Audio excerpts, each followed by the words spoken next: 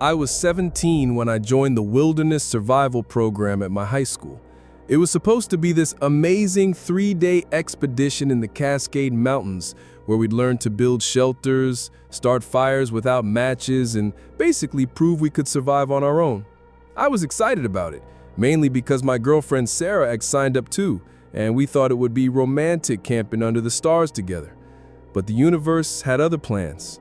2 days before the trip, Sarah came down with pneumonia and had to stay home.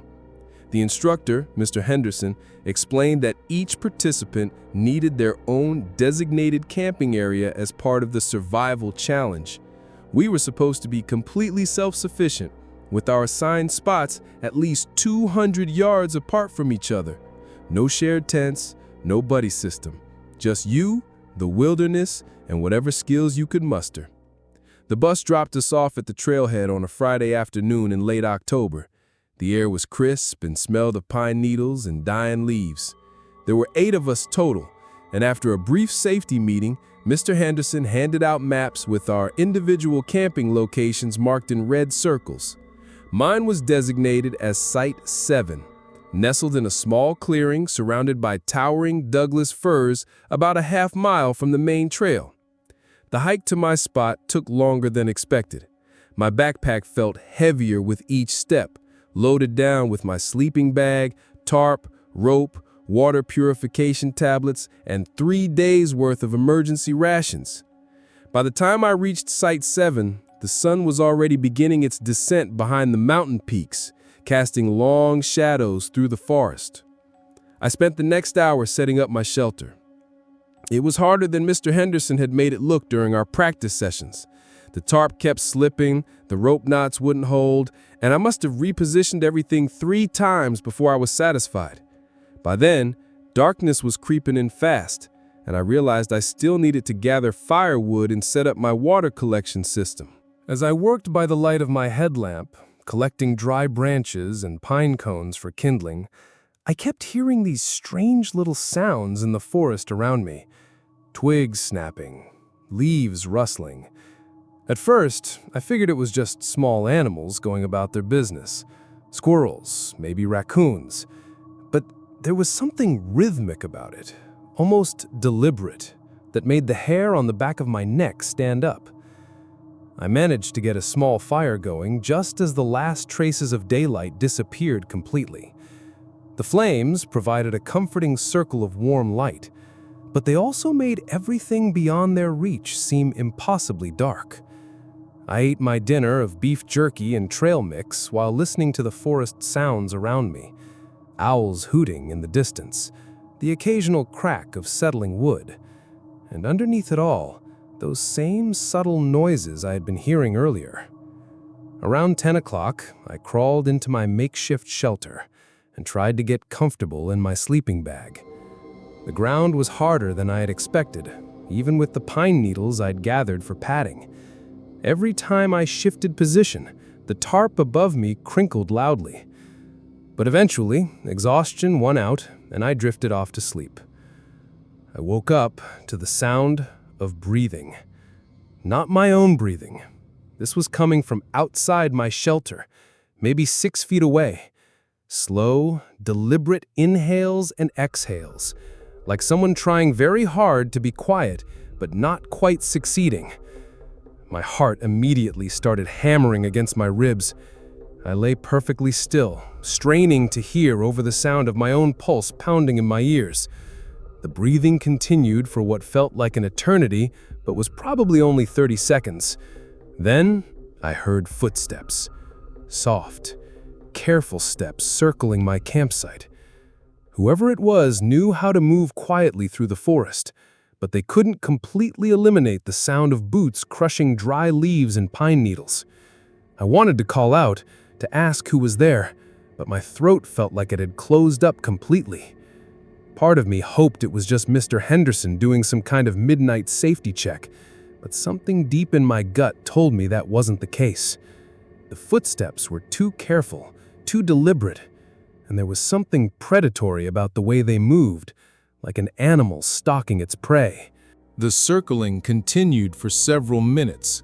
I counted the steps as they passed by different sides of my shelter.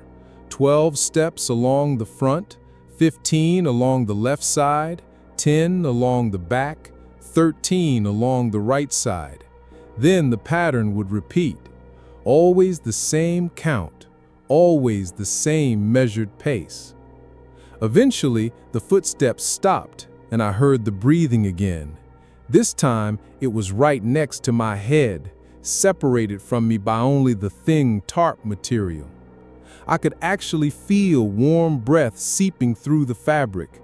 The smell hit me then, a mixture of unwashed clothes, stale cigarettes, and something else I couldn't identify, something sour and unpleasant. I don't know how long I lay there, frozen with terror, before the breathing finally moved away. The footsteps resumed their circular pattern for a few more minutes, then gradually faded into the distance. I waited another hour before I dared to move, listening for any sign that whoever it was might be coming back. When I finally worked up the courage to peek outside, I saw them. Footprints in the soft earth around my campsite, clearly visible in the moonlight. They were from hiking boots, probably size 11 or 12, with a distinctive tread pattern I didn't recognize. The prints formed perfect circles around my shelter, with additional marks where the person had stopped to crouch down next to my head. I didn't sleep another minute that night. I sat with my back against the tree, clutching my emergency whistle, jumping at every sound the forest made. When dawn finally broke, I packed up my gear as quickly as possible and hiked back toward the main trail, leaving my assigned camping area 2 days early. I found Mr. Henderson's base camp around 8 in the morning. He was surprised to see me, and even more surprised when I told him what had happened. He radioed the other instructors immediately, and within an hour, they had called off the entire exercise. All 8 students were recalled to the pickup point. During the bus ride home, I learned that 2 other students had reported similar experiences. Jennifer, who was camped at Site 3, said she had heard someone walking around her shelter around midnight. Tommy, at Site 5, claimed he woke up to find fresh footprints circling his campfire the next morning. None of us had seen an actual person, but we all agreed that someone had been watching us during the night. The police were notified when we got back to town. They sent officers to investigate the area, but they never found any concrete evidence of who might have been out there. The official report mentioned that the camping sites were easily accessible from several logging roads, and that transients sometimes used the area as a temporary shelter. But no arrests were ever made. I never went camping again after that experience. Even now, 15 years later, I get anxious sleeping anywhere that isn't completely secure. I live in a 3rd-floor apartment with deadbolt locks on every door and motion sensor lights covering my balcony. My friends think I'm paranoid, but they didn't experience what I experienced that night in the Cascade Mountains. Sometimes, when I'm lying in bed trying to fall asleep, I still remember the sound of that breathing right next to my head. The feeling of being watched by someone I couldn't see, the realization that there are people out there who derive some sick pleasure from terrorizing others, and that the wilderness provides them with the perfect hunting ground. I never found out who was stalking us that night, or what they might have done if we had stayed longer. And honestly, I don't want to know. Some mysteries are better left unsolved, especially when the truth might be worse than your imagination. Last September, my 3 college roommates and I decided to celebrate the end of our summer internships with a camping trip to Hollow Creek Valley in Northern California. We had discovered this remote location through a hiking blog that promised pristine wilderness and complete solitude. The blog wasn't lying about the solitude part. We drove for nearly 4 hours on increasingly narrow dirt roads before reaching the trailhead, and we didn't see another soul the entire way. The hike down into the valley was absolutely breathtaking. Ancient redwoods towered above us like cathedral pillars, and Hollow Creek meandered through the bottom of the canyon, its crystal-clear water reflecting the golden afternoon sunlight. We found the perfect campsite about 2 miles from where we'd parked, a flat area beside the creek where someone had obviously camped before. There was even a stone fire ring already built and ready to use. My roommate Jessica had brought her portable speaker, and we spent the early evening listening to music while we set up our tents and prepared dinner. Lisa and Amanda shared one tent, Jessica and I shared another, and we pitched them about 20 feet apart on opposite sides of the fire pit. The sun disappeared behind the canyon walls earlier than we expected, plunging the valley into deep twilight while the sky above was still bright. We had planned to do some stargazing once it got fully dark, but the towering redwoods blocked out most of the sky.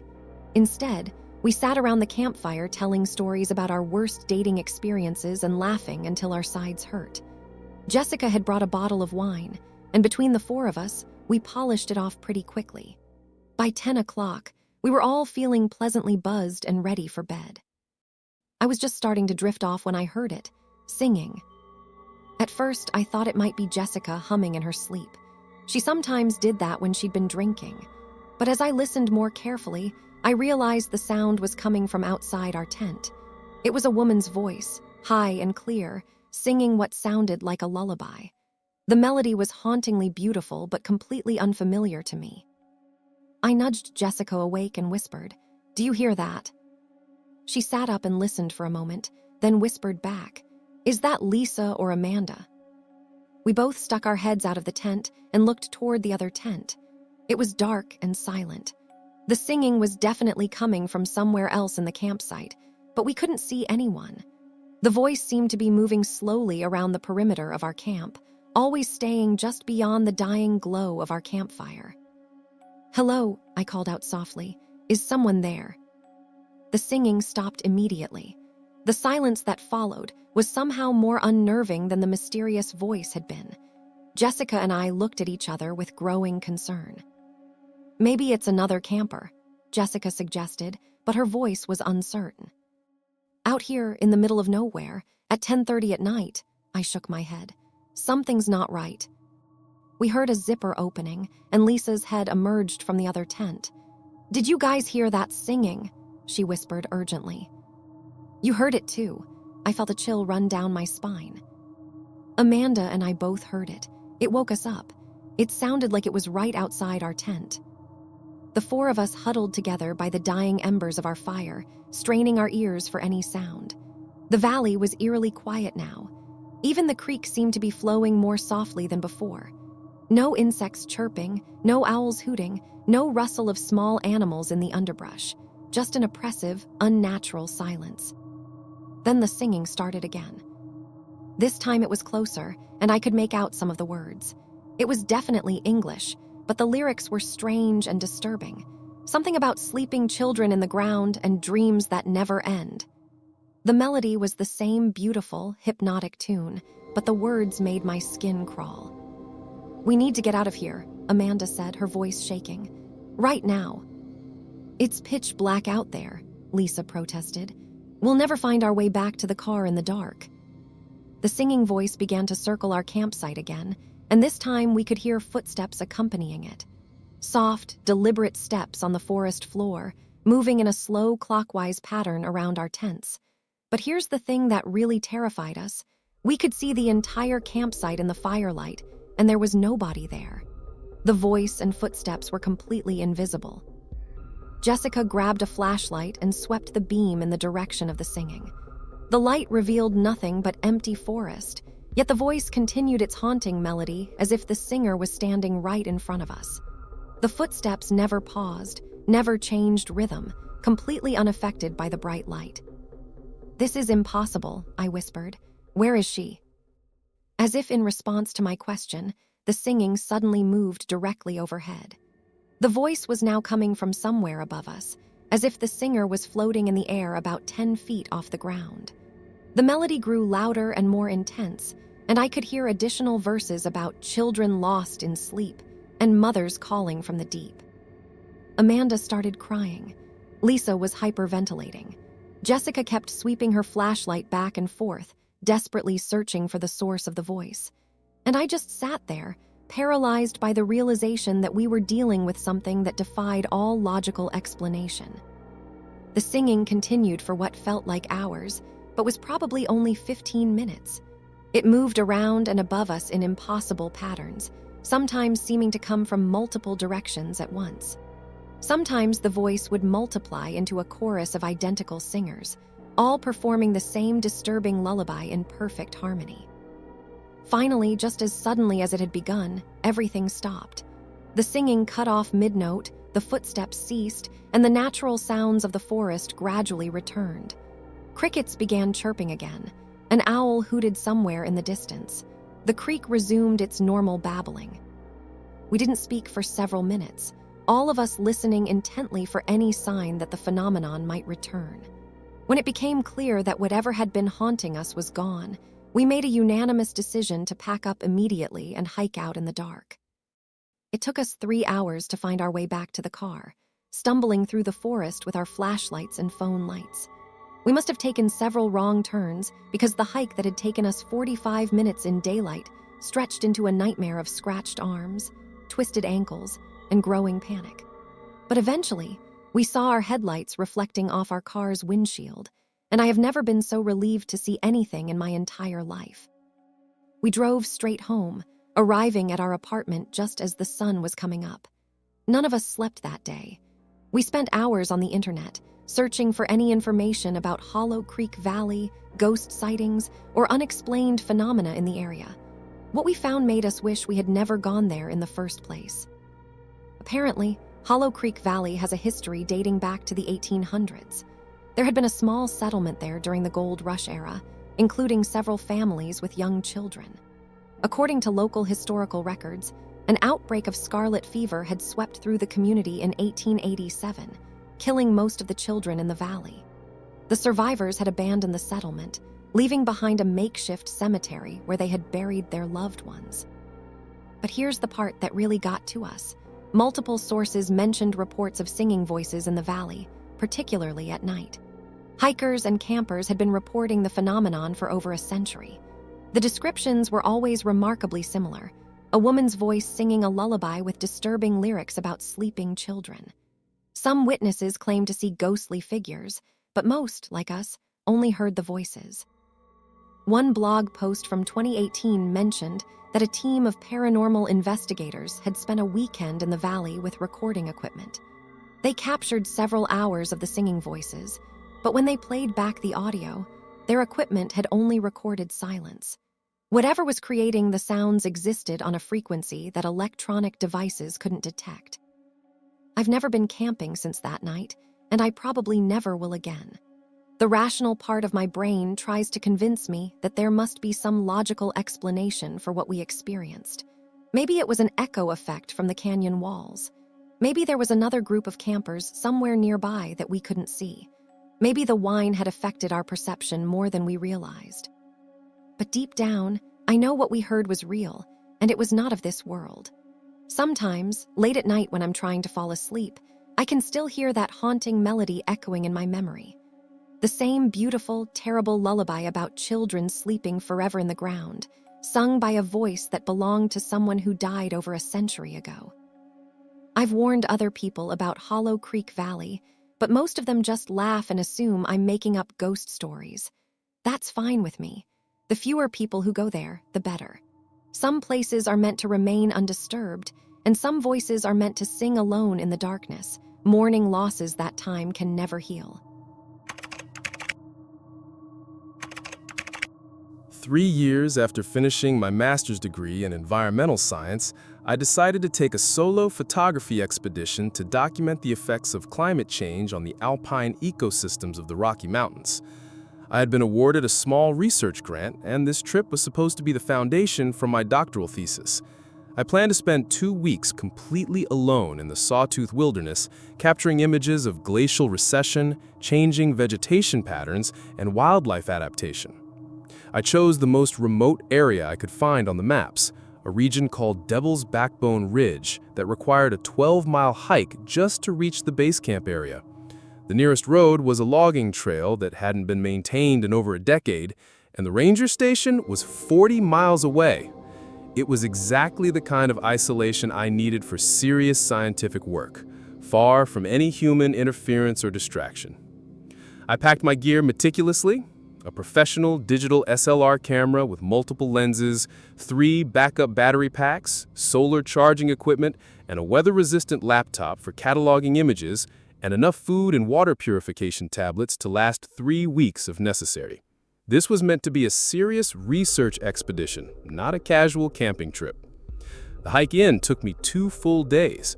The terrain was more challenging than the topographic maps had indicated, with several stream crossings and a couple of minor rock climbing sections. By the time I reached my intended camping area, a small alpine meadow at about 8,000 feet elevation, I was exhausted but excited to begin my work. I set up my base camp with scientific precision. My tent was positioned to take advantage of the morning sun for solar charging while being protected from the prevailing winds. I established separate areas for food storage, equipment maintenance, and data processing. This meadow was going to be my home and laboratory for the next 14 days. The first week went exactly as planned. I hiked different sections of the ridge each day, photographing everything from individual plant specimens to sweeping landscape vistas. I documented retreating snowfields, unusual insect behavior, and several species of wildflowers that seemed to be blooming at elevations higher than their normal range. My camera's memory cards were filling up with potentially groundbreaking research material. Each evening, I would download the day's images to my laptop and create detailed metadata files, noting GPS coordinates, weather conditions, and ecological observations. It was meticulous work, but incredibly satisfying. I felt like I was contributing something meaningful to our understanding of environmental change. On the 8th night, something changed. I was going through my usual routine of transferring images from my camera when I noticed something odd in the file directory.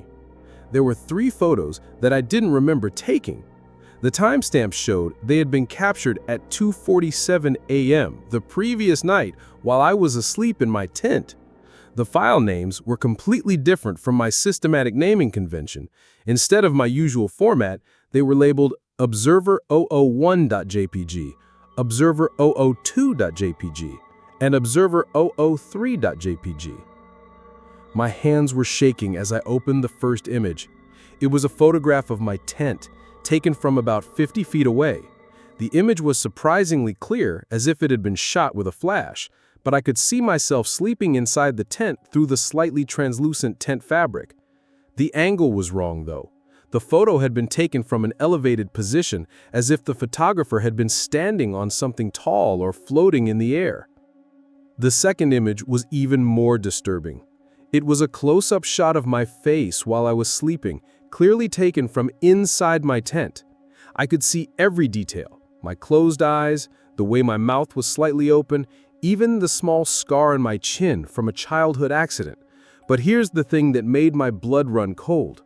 The metadata showed that this photo had been taken with my own camera. The focal length, aperture settings, and ISO values were all consistent with my equipment. The third image was the worst of all. It was a self-portrait of the photographer, except the person in the photo wasn't human. The face was pale and gaunt, with hollow black eyes that seemed to absorb light rather than reflect it. The features were vaguely human but distorted, as if someone had tried to sculpt the person from memory and gotten the proportions slightly wrong. The thing was wearing what looked like hiking clothes, but they appeared to be decades old and covered in some kind of dark stain. I stared at that image for a long time, trying to rationalize what I was seeing: camera malfunction, digital corruption, some kind of prank by other hikers who had somehow accessed my equipment. But none of those explanations made sense. I was miles from anyone else. My camera had been inside my tent all night, and the images were technically perfect with no signs of digital artifacts.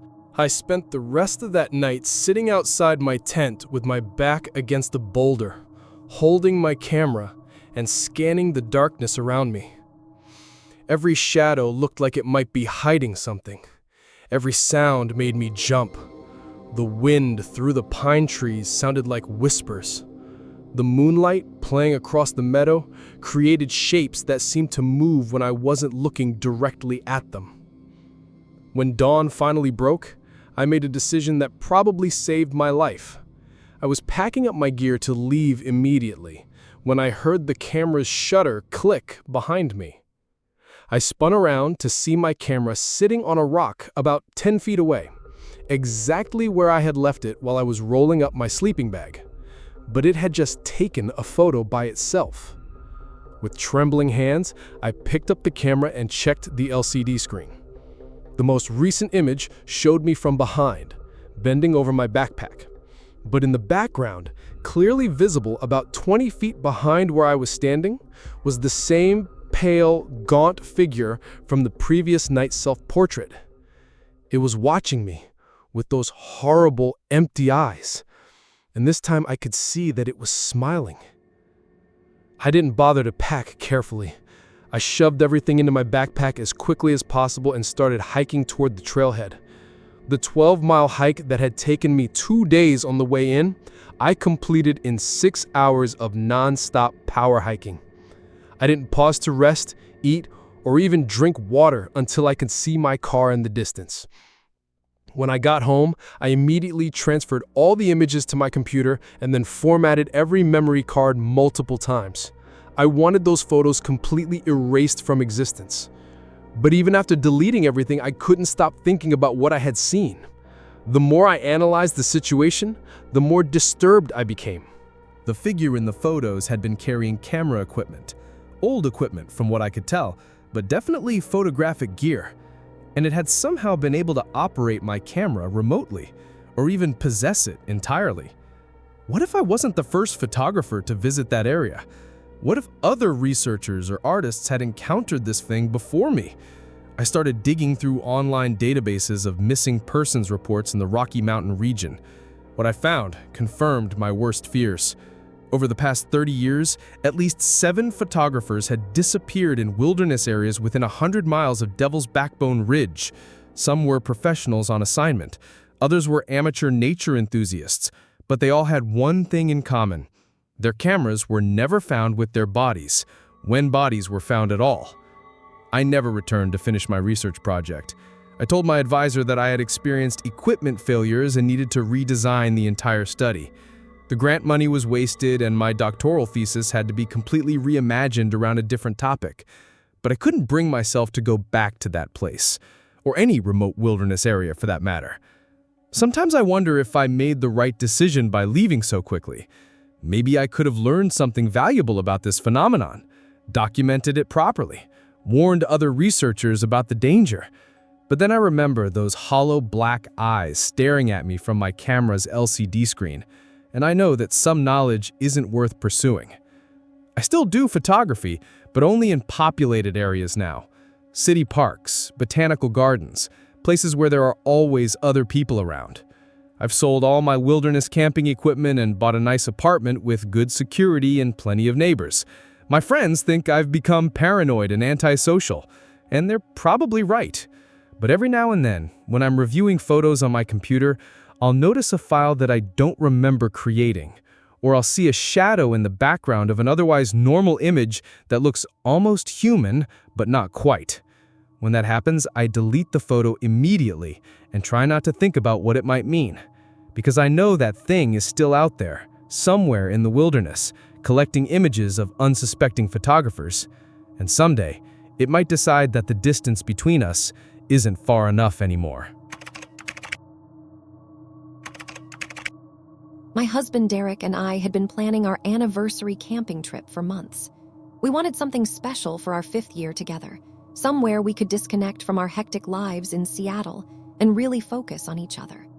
After hours of research, we settled on Black Canyon State Park in eastern Washington, a remote area known for its dramatic rock formations and pristine wilderness. The park required reservations, but we had specifically requested one of the backcountry sites that was only accessible by foot. Site 47 was listed as a 3-mile hike from the parking area, situated on a ridge overlooking the canyon with supposedly spectacular sunrise views. It sounded perfect for a romantic getaway. We arrived at the trailhead on a Thursday afternoon in late August. The parking area was completely empty, which wasn't surprising given that it was the middle of the week and school was starting soon. We shouldered our packs and started up the trail, excited to have the entire canyon to ourselves. The hike was more challenging than we had expected. The trail was poorly maintained, with several sections where we had to scramble over fallen logs or navigate around washouts from recent storms. But the scenery was absolutely breathtaking. Towering basalt cliffs rose on either side of us, and we could hear a stream rushing somewhere far below in the canyon bottom. About 2 miles into the hike, we encountered our first sign that something might be off. There was a handmade sign nailed to a pine tree that read, "Private property, no trespassing," in crude, hand-painted letters. But according to our map, we were still well within the state park boundaries. Derek suggested that maybe it was an old sign from before the area became a park, so we continued hiking. A half-mile later, we found another sign. This one was even more ominous. "Danger, unstable CLIFFS, turn back now." The lettering looked fresh, as if it had been painted recently. We checked our GPS coordinates against the park map, and we were definitely still on the designated trail to Site 47. The warnings didn't make sense, but we had come too far to turn back now. When we finally reached our campsite, we understood why the hike had felt so challenging. Site 47 was absolutely spectacular. A large, flat area perched on the edge of the canyon with panoramic views in 3 directions. But it was also completely isolated. We couldn't see any other campsites from our position, and the silence was so complete that it felt almost oppressive. We spent the rest of the afternoon setting up camp and exploring the immediate area around our site. The cliff edge offered incredible views of the canyon bottom, nearly 800 feet below. Derek, who's an amateur photographer, spent an hour taking pictures of the rock formations and the way the late afternoon sun painted everything in golden hues. As we were preparing dinner, we noticed smoke rising from somewhere deeper in the canyon. It was definitely campfire smoke. We could smell the burning wood carried on the evening breeze. Derek pointed out that there weren't supposed to be any developed campsites down in the canyon bottom, according to the park literature. But maybe there were other backcountry sites that weren't clearly marked on the visitor maps. Around 8 o'clock, just as the sun was starting to set, we heard voices echoing up from the canyon. 2 men having what sounded like an argument, though we couldn't make out the specific words. The acoustics of the canyon carried sound in strange ways, making it impossible to judge how far away they were or exactly where the voices were coming from. "Should we go check on them?" Derek asked. "They sound pretty upset about something." I shook my head. "It's getting dark, and we don't know the terrain down there. If someone's really in trouble, they can use their emergency whistle or cell phone." The arguing continued for about 20 minutes, then abruptly stopped. The canyon fell silent again, which somehow felt even more unsettling than the angry voices had been. We finished our dinner and sat by our campfire, watching the stars emerge in the clear mountain sky. It should have been romantic, but I couldn't shake the feeling that we were being watched. Around 10 o'clock, we heard footsteps on the trail leading to our campsite. Heavy boots crunching on gravel and dry pine needles, moving slowly but deliberately in our direction. Derek called out, "Hello, is someone there?" But there was no response. The footsteps continued approaching our camp. A few minutes later, a figure emerged from the darkness beyond our campfire's circle of light. It was a man, probably in his 50s, wearing filthy clothes that looked like they hadn't been washed in months. His hair was long and matted, his beard was unkempt, and his eyes had an intensity that immediately made me uncomfortable.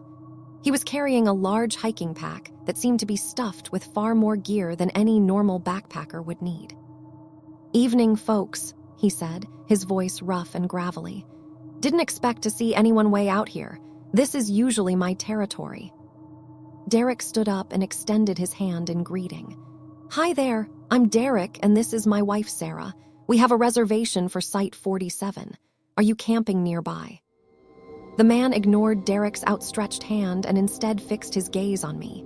His stare was so intense and predatory that I instinctively moved closer to Derek.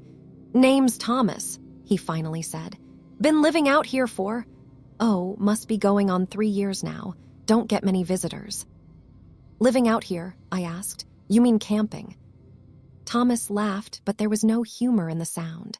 "Camping's for weekend warriors and city folk. I live here.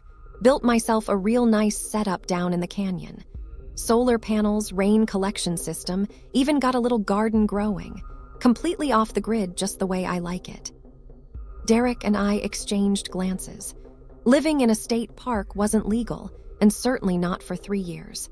But confronting this obviously unstable man about it didn't seem like a wise idea, especially when we were miles from any help. "That's impressive," Derek said carefully. "Must be challenging, especially in winter." "Winter's when I do my best thinking," Thomas replied. "Nothing but peace and quiet for months at a time. No hikers, no park rangers, no government interference, just me and the canyon." He set down his pack and started pulling things out of it. Tools, mostly knives, a hatchet, coils of rope, and what looked like animal traps. My heart started racing as I realized that this man wasn't just a harmless hermit. There was something genuinely dangerous about him. "You folks planning to stay long?" he asked, still unpacking his gear. "Just tonight," I said quickly. "We're hiking out first thing in the morning." Thomas looked up at me with those intense eyes. "That's too bad. It gets lonely out here sometimes. I was hoping for some company." Derek stepped closer to me, and I could see his jaw tighten. "Well, we've got an early start tomorrow. Maybe we should call it a night soon." "Oh, don't let me interrupt your evening," Thomas said, but he made no move to leave our campsite. Instead, he sat down on a log near our fire and continued organizing his equipment. "Mind if I warm up by your fire for a bit? Gets cold in the canyon at night." We couldn't really say no without being openly hostile, so we sat there in increasingly uncomfortable silence while this strange man made himself at home in our campsite. He kept staring at me, occasionally making comments about how nice it was to see a pretty lady out in the wilderness. Derek's hand kept drifting toward our bear spray, and I was mentally calculating how quickly we could get to our tent and grab our emergency satellite communicator. After about an hour that felt like an eternity, Thomas finally stood up and shouldered his pack. "Well, I should head back down to my place. Got some projects to work on tonight." He looked directly at me again. "You folks sleep well. I'll probably see you around in the morning." As he walked away from our campfire, he called back over his shoulder, "Oh, and don't worry about those voices you heard earlier. That was just me having a conversation with my last visitors. They stayed a lot longer than they planned to." The way he said, "last visitors," made my blood run cold. As soon as he disappeared into the darkness, Derek and I started packing our gear as quietly as possible. We didn't speak, but we both understood that we needed to get out of there immediately. We hiked out by headlamp and moonlight, stumbling down the trail in near-total darkness. It was dangerous and probably stupid, but staying in that campsite felt far more dangerous. Every sound in the forest made us freeze and listen, terrified that Thomas might be following us. The 3-mile hike that had taken us 2 hours in daylight stretched into a 4-hour nightmare of fear and exhaustion. We reached our car just as the sun was coming up, threw our gear in the trunk, and drove straight to the nearest town with a sheriff's station. The deputy we spoke to knew exactly who we were talking about as soon as we mentioned the name Thomas. "Thomas Kellner," he said grimly. "We've been looking for that guy for over 2 years. He's wanted for questioning in connection with 3 missing hikers in this area. Problem is, that canyon's got about 100 places where someone could hide indefinitely. We've searched it dozens of times, but it's like he vanishes into thin air." The deputy took our full statement and assured us that they would organize another search of the canyon area. But he also warned us that Thomas was considered extremely dangerous and that we were lucky to have escaped when we did. Apparently, the last visitors he had mentioned weren't the first people to disappear after encountering him. We never found out what happened during that subsequent search, and honestly, I don't want to know. Derek and I haven't been camping since that night, and we probably never will again. Every time I think about Thomas sitting by our campfire, staring at me with those predatory eyes, I get panic attacks. But the thing that haunts me most is what he said about having conversations with his previous visitors. The arguing voices we heard earlier that evening. I'm now convinced that wasn't 2 people having a disagreement. It was Thomas interrogating someone who was probably begging for their life. Sometimes I wake up in the middle of the night wondering if we were supposed to be his next victims. What would have happened if we hadn't left when we did? And how many other hikers have encountered Thomas Kellner in that remote canyon? People who weren't as lucky or as cautious as we were. I know that there are dangerous people in the world, but there's something especially terrifying about encountering them in places where you're completely isolated and vulnerable. The wilderness is supposed to be a refuge from the violence and madness of civilization, but sometimes the most dangerous predators are the ones who have abandoned civilization entirely. I still get nightmares about those intense, predatory eyes staring at me across our campfire. And I know that somewhere out there, in some remote canyon or forest, Thomas Kellner is still living off the grid, still having conversations with unlucky hikers who stumble into his territory.